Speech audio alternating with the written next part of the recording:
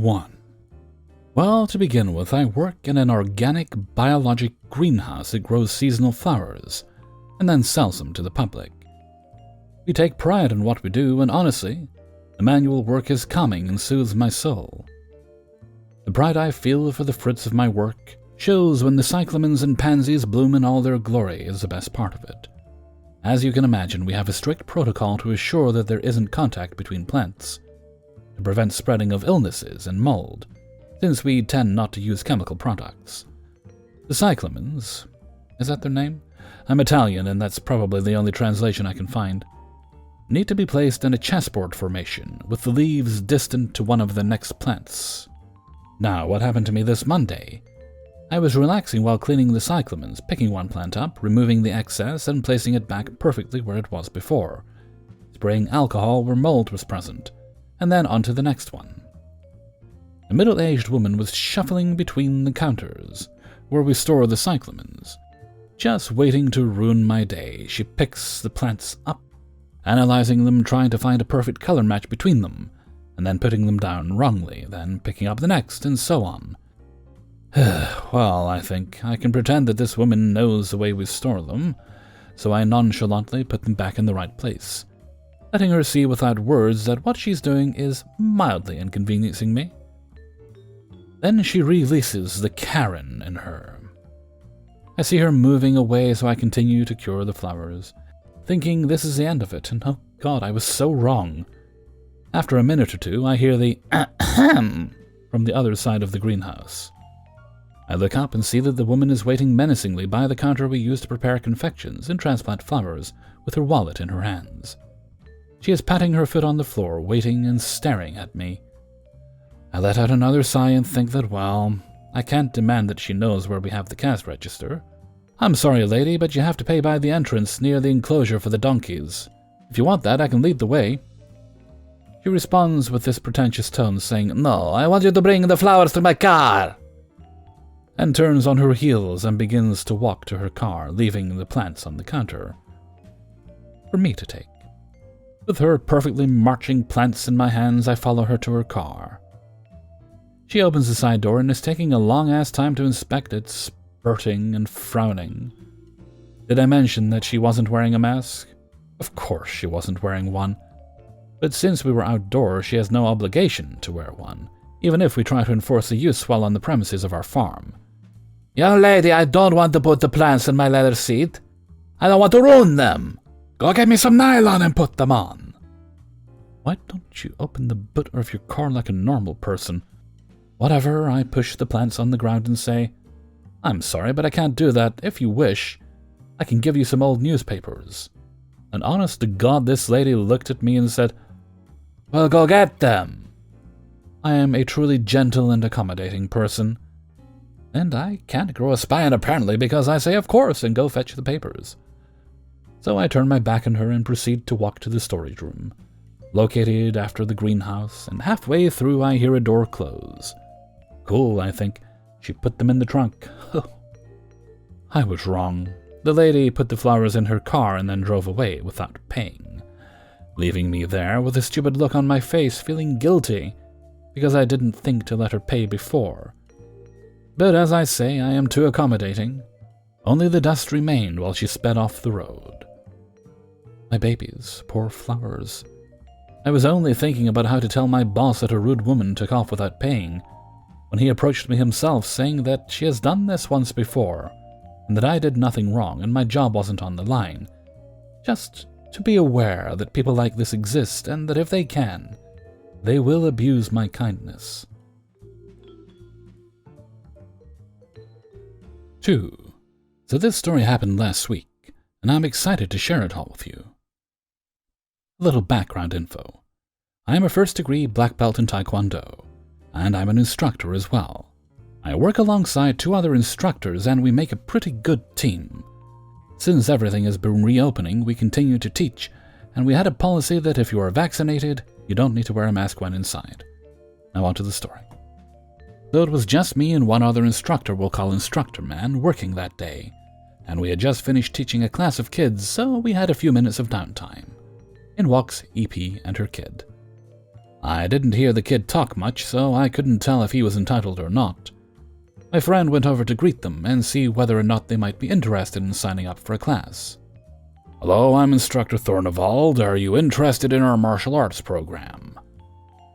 "Yeah, I want my kid to get his black belt." "Oh, that sounds great. If you want, we can start off with a trial today, see if he likes it. Then we can work out a membership plan." "I'm sorry, you must have misheard me. I want my kid to have a black belt. Is there one you can give him?" Once I heard those words, my attention was 100% focused on this idiot of a mom. One important thing about Taekwondo, even if you were the best of the best, you're required to train for at least 1 year before getting a black belt. And this woman thinks she can get one in 1 minute? It took me 5 years to get my black belt, and I know damn well my friend ain't going to give one to her kid. "I'm sorry, but I cannot give your child a black belt. He needs to train and work his way up all the belt levels." "Look, I'm in a hurry, so how about I buy one? How much will it cost?" "The belts are not for sale." "Oh, come on. Look, I got $100 here. Now, can I have the damn belt?" "I'm sorry, but we cannot just sell black belts to anyone." The conversation was getting louder, with this woman on edge of yelling, so I walked up to our mini office where my partner and this EP were talking, and poked my head in. "Hello, is everything all right over here?" "No, this is not all right. This man won't give my son his black belt." "I'm sorry, ma'am, but your son needs to go through the entire course to be able to qualify for a black belt. But if you have proof of him learning in a different school for Taekwondo, we can possibly give him a belt equal to his previous one." I knew I fucked up the moment I said that, because that tiny sliver of hope I gave to this EP was enough to make her continue her frenzy for another 15 minutes. EP straightens up and speaks in a professional tone. "Well, my son has been learning Taekwondo for the past 3 years at this school in town, and got his black belt there." "Do you have any proof? Pictures, payment plans, his previous belt?" "Of course. Hold on a moment." She began to search through her purse and got her phone, then started to find pictures, just Google images, of people wearing black belts. These images were either too blurry or you couldn't see the person's face to correctly identify them. Some even had watermarks on them, which I found hilarious. "I'm sorry, but we need more proof than this, and from the looks of the different uniforms and logos, these are all from different schools." "Well, my son has been to many different places, but he never felt challenged. He was always the best, so we just kept changing schools to match his potential." "I already know this isn't going anywhere, so I don't try to encourage this human garbage disposal." "Just to make this clear, what happened to your son's original belt?" She hesitates for about 5 seconds. "Well, he lost his belt, so we're trying to get a new one in time for his tournament tomorrow." "Look, I'm sorry, but the only way I can give your son a black belt is if you show more concrete proof. And that's if he's signing up for membership here." My friend just sits back and waits for her response while I decided to talk with the kid. "Hey, how's it going, kid?" "All right." "How long have you been doing Taekwondo?" The kid was obviously shy and didn't want to be here, so I didn't push him on the subject, and instead went back to the office. "Look, I'm sorry, but we cannot give your son a black belt. End of story." "I will get you fired." With this, she rushes out the door, nearly pulling the kid's arm off, trying to drag him out. I simply look at my friend, and he gives me a tired look, knowing full well that this woman was not the first, nor the last EP we will face. 3. A little bit of context before I get to the bones of the story. I, 21 and female, have never flown by myself before. I was super nervous about it, so I tried to avoid every possible roadblock before I even got to the airport. Last Monday, my flight that I originally was scheduled for was cancelled due to bad weather. Luckily, I was rescheduled, so my flight went from 11:30 p.m. on Monday to 8:30 a.m. on Tuesday. I wasn't super stoked to be up that early, but I was still glad that I was going home for fall break. I got through TSA okay and made it across the airport to my gate. The people at the gate looked a little grumpy, but I just chalked it up to the flight being cancelled the night before. I paid to choose my own seat and for priority boarding, so I could get on the plane and be done with it. I was also worried about possibly needing a seatbelt extender, so I wanted to spare myself any additional embarrassment and get it over with. I ended up not needing it. The gate agent announced that at 7:45 the boarding process would begin. Those who need the assistance first, then military, and then priority boarding. A woman with her mother in a wheelchair boarded. A nice old man in a walker and his wife. And finally, the entitled mom and her kids. Entitled mom had 4 teenage daughters with her, and one of them was in a wheelchair. All 5 of them walked up to the gate agent to board, and the following conversation ensued. "We are ready to pre-board. My daughter is in a wheelchair." "All right, ma'am. Can I see your boarding passes?" EM and the kids all show their phones to the gate agent, and he scans them. "Okay, ma'am, it looks like the girl is the only one approved for pre-boarding. But I can let one of you board with her if she needs assistance." "I can board on my own. I don't need help," says the girl. "Don't be silly. She needs us to help her. She can't get seated by herself. She's disabled, right, girls?" EM and her other 3 daughters agree amongst themselves, while the girl tries to sink into her chair. "Who will help her if we aren't on the plane? She can't get on herself. You have to let us board with her." "I can get in myself. I don't need help." "Well, ma'am, if she says she can board herself, then she can board herself. I'm sure a flight attendant can help her get seated if she needs it." "She needs us to help her. She can't do it herself. Why can't you fucking get that?" "I'm 17. I can get on the plane myself, Mom." "Ma'am, she's insistent that she can seat herself, so I'll have a flight attendant come assist her on the ramp, and you can wait until your group is called. Even if she did want your assistance, I'm sure all 4 of you don't have to help her." The gate agent called a flight attendant who helped the girl board. He then called for priority boarding, so I stood up, grabbed my bags, and showed the gate agent my boarding pass. "Why does she get to board? She isn't disabled. This is bullshit." I felt my face get hot, and I started to get nervous. "She paid for priority boarding, therefore she gets to board before everyone else." "That makes no sense. I don't get to pre-board with my daughter, but she gets to board before everyone else." "Ma'am, we have a belligerent passenger policy. And if I deem you a threat, you don't have to fly." That shut her up. And I boarded as fast as I could, walking on the plane. I saw the girl sitting in the front row, quietly reading a book and listening to music. If that's how that lady acted then, I don't want to know how she acts the rest of the time. She was probably embarrassed, and I felt bad for her. I got to my seat at the middle of the plane, and towards the end of the boarding, I saw why the entitled mom and her daughters wanted to board with the girl. They were a part of the last boarding group, all the way at the back of the plane. My flight went well, and I had a good time at home with my family. I hope entitled mom and her family had a good trip too, even if she was an entitled jerk. 4. This happened to me in early 2020, before the pandemic had reached the country. It was around 2 p.m. and I was sitting in the train on my way home after school. A welding course paid for by my employer, just minding my business, listening to music, while playing Pokemon Emerald on my phone. Game Boy Advanced emulator. After the first stop, this woman, EM, with the classic Karen haircut, and her nice son, sit in the benches next to me. It didn't take long for her kid to notice that I was playing Pokemon on my phone, and he loudly yelled, "Pokemon!" He sat next to me and asked if he could watch what I was doing. I said yes, he was happy. He was wearing a sweater with a Pikachu on it, and he said it was his favorite Pokemon. I told him mine was an Eevee. We talked a little about the game. He didn't know this game, so I explained a little about the plot and what I was doing. He loved it, even though the game is probably twice as old as the kid himself. He asked if he could play the game, but I politely said I'd rather not give my phone to other people. He just simply said, "All right." And of course, EM heard this and instantly said with a demanding voice, "Just give him your phone." I'm sorry, but I'm not comfortable giving away my phone to strangers. Also, the game is fully in English, so he might not understand what's happening or where to go. Besides, I'm also keeping my cards, like my bank card and ID card, in my phone case.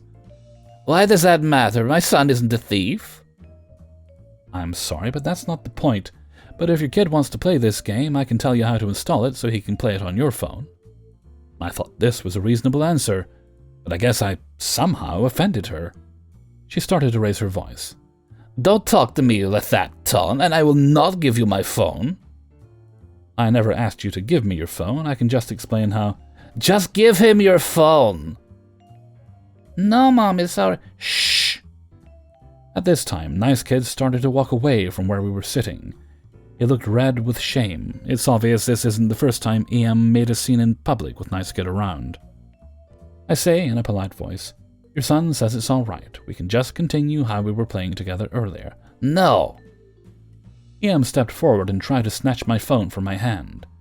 I pulled my phone away and gently pushed her backwards. I'm not even sure I actually touched her. She pretended to fall backwards, very slowly and carefully, and started screaming. I pushed her, and that someone should call an ambulance. She tried to grab as much attention as she could, and it worked. A train conductor heard the commotion and came to investigate, while EM was still laying on the floor, crying. "Please arrest this man. He hit me and knocked me onto the floor." The train conductor immediately approached me and asked me if this was true. I obviously said no and told her my story. Another couple, sitting a few seats away, told me that they could confirm my story, along with a few other passengers. "They're lying. They're with him." The train conductor gave EM a skeptical look. She starts screeching like a teenage girl seeing her favorite boy band, but angry. Got up and tried to hit me. She missed. The train conductor got angry at her and told her to get off the train. We almost reached the next stop. "No, I want this man arrested for sexual assault. He touched me inappropriately. Call the police." The nice couple again told the train conductor I didn't do anything like that. "Okay, either you will get off this train and wait for the next one to arrive, or I will call the police. But to arrest you instead." EM looked at the train conductor, shocked, and said, "But we'll be late to our appointment." I don't remember exactly where they were going. "And if the police arrest you, you'll be even later." This shut up EM. The train conductor pointed to the doors, which were about to open, and both EM rushed out, pulling Nice Kid on his arm. Looked like she pulled him quite rough. When she stepped out, EM angrily looked back at me. I waved. She turned red. I was about to yell some more, but the train conductor raised her voice to, "Get out now!" She rushed out of the train, and the doors closed. The train conductor came towards me and asked if I was all right. EM didn't touch me at all or anything, so I just said yeah and thanked her. I just went back to playing my game and listening to music. I did see EM and Nice Kid a few weeks later in the same train and at the same time. We locked eyes. I waved. She gave me the finger and walked into the other direction. I still wonder if the Nice Kid was actually her son, since it's obvious that the kid didn't learn his manners from her. 5. I took a nannying job after I was told the child would be sleeping most of the time. He was often up past midnight, and poor parenting made him next to impossible to care for. I quit the job with plenty of notice. The mom gaslights me. I'm not a doormat. The following is the conversation, her poor grammar included. Trigger warning, intense gaslighting and entitlement ahead. "Hello, I wanted to let you know that I am quitting babysitting. The job I have been doing while babysitting is not the same job I was hired for. I was told I would be putting the child to bed and then sitting out in the living room while he was asleep. But that is not what I have been doing. I have been spending most of my time babysitting him while he is awake, often until or past midnight. His dependence on the TV and iPad has made caring for him extremely challenging. I am grateful for the opportunity to care for your child, but this job is not a good fit for either of us.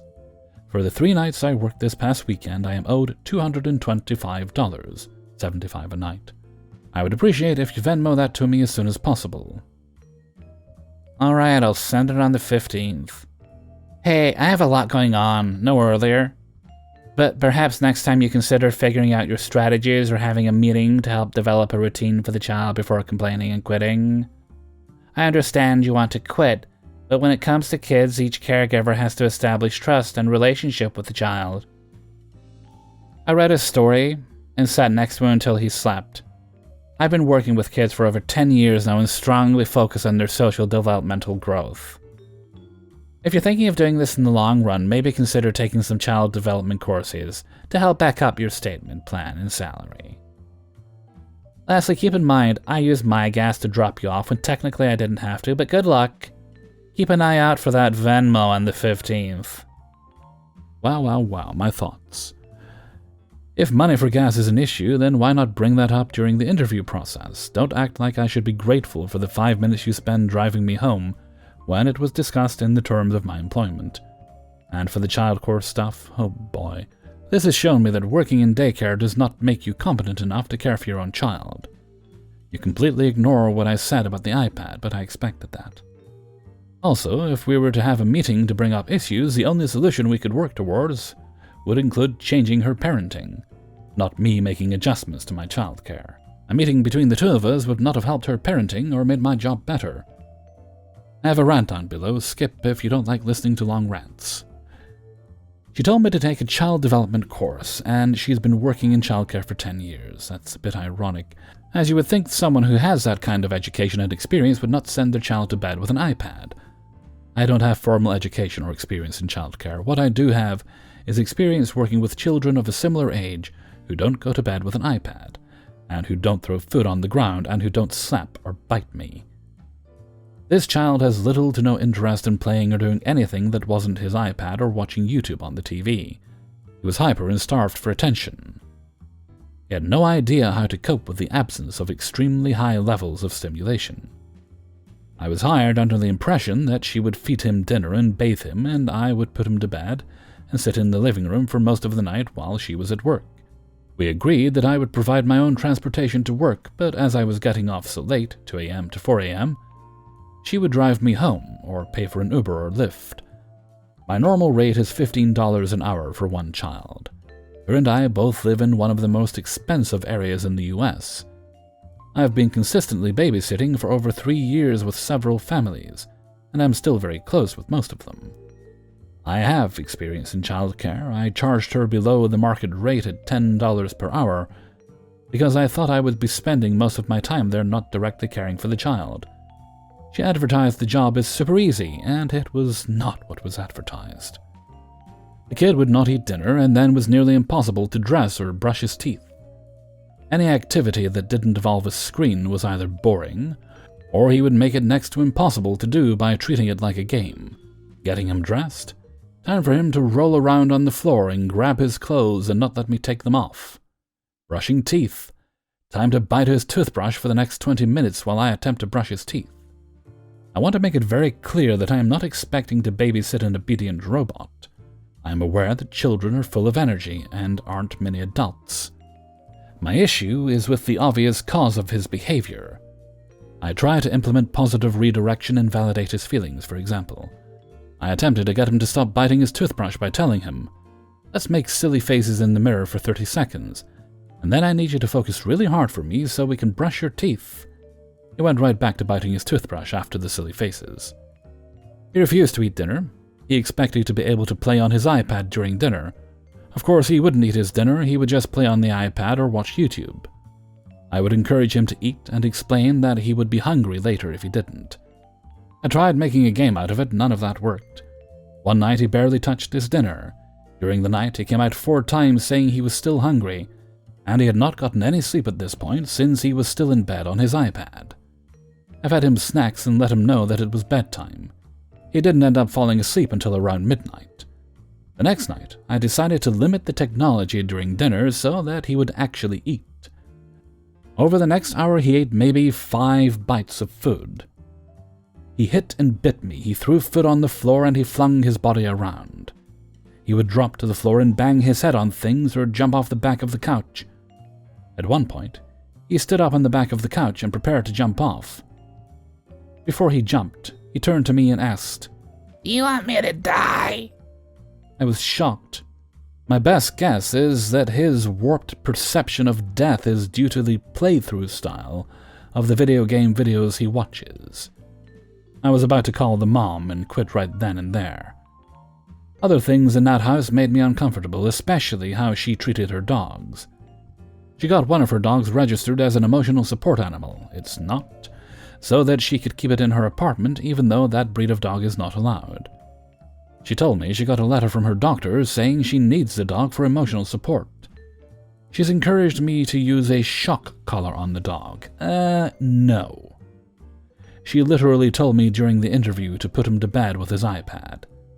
This child would emerge from his room at 11 p.m., complaining that his iPad was dead and that he was bored and not tired.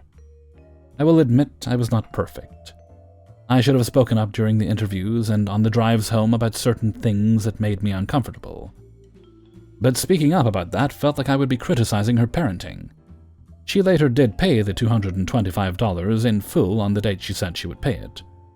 My older sister, who is a well-established nanny in the area, will be posting on several local childcare and nanny groups about my experience with this woman.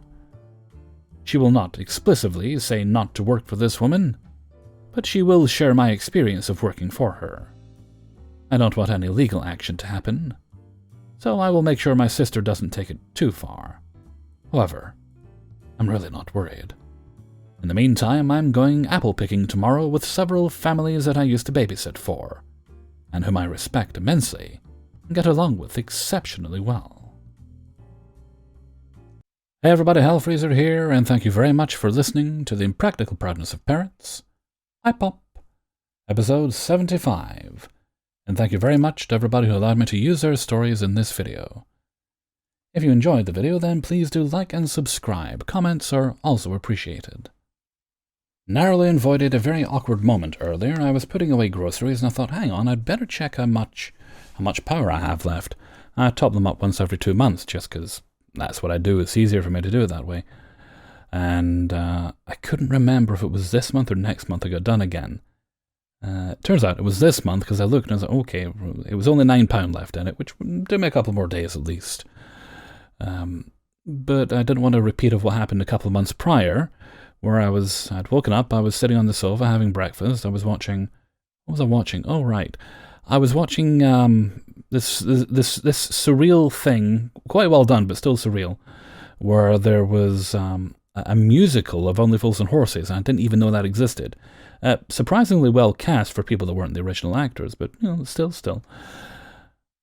And then the power went out, and I was, what the fuck is that? And of course, I had forgotten. I thought I had another week left, because there's always a bit left in it after the 2 months. I had forgotten to top the damn thing up. But thankfully, I had enough sense to check today. That little voice in my head saying, it's probably about time now. And sure enough, it was. So that was a quick, unexpected errand, got that sorted, groceries put away, and had a fairly chill stream last night, so I do appreciate everyone who joined me for that. Okay, and with that, I'm going to head off for now. So until next time, thank you very much for listening, and take very good care of yourselves.